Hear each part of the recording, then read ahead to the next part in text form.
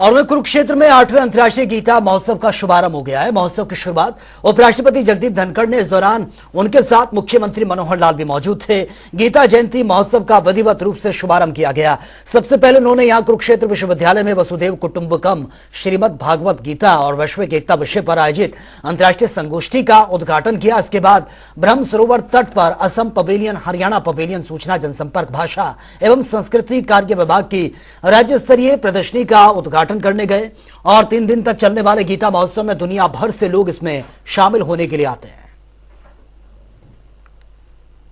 हमने चांद पर तिरंगा और शिव शक्ति पॉइंट कर दिया। इतना जो विकास होता है और आर्थिक प्रगति एक ऐसी इंक्रीमेंटल ट्रेजेक्टरी पर है कि हम लगातार उन देशों को पीछे छोड़ रहे हैं जिनकी तरफ हम देखते थे कि उनके यहां क्या है। कनाडा को हमने पीछे छोड़ दिया, यूके को हमने पीछे छोड़ दिया, फ्रांस को हमने पीछे छोड़ दिया। आज हम 5वीं महाशक्ति बन गए। अब बारी है जापान और जर्मनी की। हमारी सांस्कृतिक विरासत के अंदर वो मूल मंत्र है। अच्छी बात यह है कि उस मूल मंत्र को आज हम फॉलो कर रहे हैं।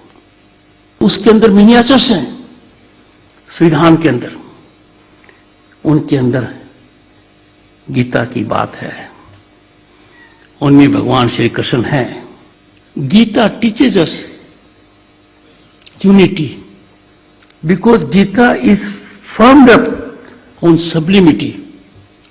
इसलिए गीता का पाठ आज के दिन हमारे लिए बहुत जरूरी है। दुनिया के गिने चुने देशों में है जो इन टेक्नोलॉजीज के लिए बहुत तीव्रता से काम कर रहा है।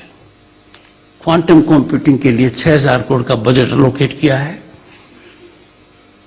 दूसरा, ग्रीन हाइड्रोजन के लिए 19,000 करोड़ का बजट एलोकेट किया है।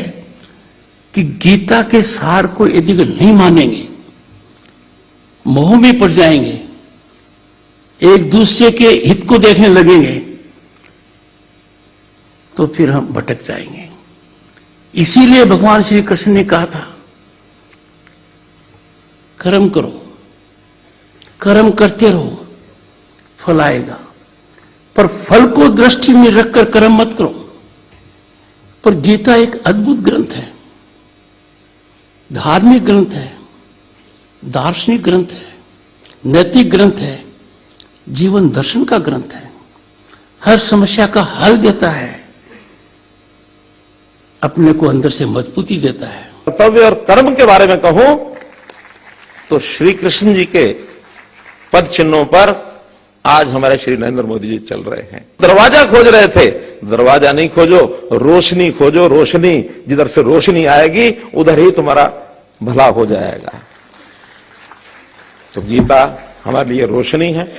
इस रोशनी के हिसाब से यदि हम खोजने निकलेंगे तो निश्चित रूप से हम अपने आप को भी रास्ता दिखा पाएंगे, अपना परिवार, समाज, देश, प्रदेश और दुनिया सबको हम रास्ता दिखा पाएंगे।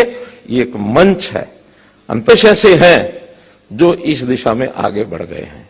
है व्यक्तियों को जोड़ने के लिए तो कुरुक्षेत्र यूनिवर्सिटी में ये विश्व की अन्य भाषाओं का एक केंद्र खुलेगा और उसके माध्यम से यहाँ संयोग से गीता का भी केंद्र है। हम इसके माध्यम से दुनिया के बहुत देशों को यहाँ ला करके एक प्लेटफॉर्म पर जोड़कर और गीता का संदेश देश और दुनिया में पहुंचा सके, यही मेरी शुभकामना। आज के इस अवसर पर आपको बहुत बहुत बधाई, बहुत बहुत शुभकामना। धन्यवाद।